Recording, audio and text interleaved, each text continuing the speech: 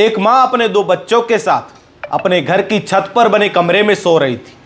इतने में एसी में शॉर्ट सर्किट हुआ और शॉर्ट सर्किट के कारण कमरे में आग लग गई और आग इतनी भयंकर थी कि कमरे का सारा सामान और 2 बच्चों के साथ मां जिंदा जल गई।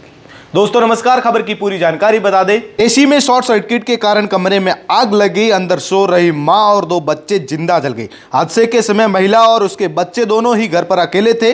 पति अपनी बाइक की सर्विस करवाने के लिए सिरोही गया हुआ था। उसने अपनी मां को किसी रिश्तेदारों के घर पर छोड़ा था। हादसा जालोर जिले के भीनमाल शहर में महावीर चौराहा क्षेत्र में हुआ है। ऐसा ही मोहनलाल ने बताया कि रविवार दोपहर करीब 12:45 पर एसी में शॉर्ट सर्किट के कारण चेतन कुमार के मकान में आग लग गई थी। आग में जलने के कारण चेतन कुमार की पत्नी कविता, उसका बेटा ध्रुव ठाकुर और बेटी गौरवी ठाकुर की मौत हो गई।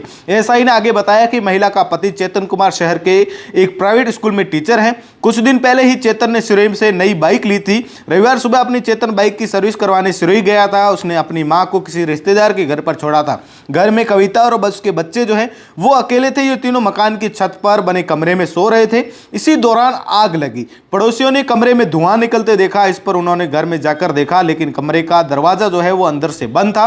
पड़ोसियों की सूचना पर पुलिस मौके पर पहुंची और कमरे का दरवाजा तोड़कर अंदर घुसी, लेकिन अंदर सब कुछ जल चुका था। महिला और उसके बच्चों के जले हुए शव मिले। पुलिस ने शव को भीनमाल अस्पताल की मोर्ची में रखवाया गया है और मामले की जांच पड़ताल वो शुरू कर दी। पुलिस ने चेतन को फोन कर हादसे की सूचना देकर घर पर बुलाया और वहां पर प्रत्यक्षदर्शी लोग हैं, उनका कहना है कि ऊपर बने कमरे के अंदर से धुआं निकल रहा था, जिसके कारण हमने वहां पर जाकर देखा तो कमरे का दरवाजा वो अंदर से बंद था, लेकिन धुआं वो लगातार निकलता जा रहा था। इस पर पुलिस को सूचना दी। सूचना पर पुलिस वो मौके पर पहुंची और पुलिस ने दरवाजा तोड़कर अंदर घुसा तो कमरे के अंदर का सारा सामान जला हुआ था और 3 शव वो पूरी तरीके से जले हुए थे, जिसके बाद में पुलिस ने शव को कब्जे में लेकर वहां पर मोर्चरी में रखवाया गया है और उसके बाद में हादसे की सूचना वो चेतन कुमार को दी है और इस पूरे मामले को लेकर वो जांच पड़ताल में पुलिस जुट गई है।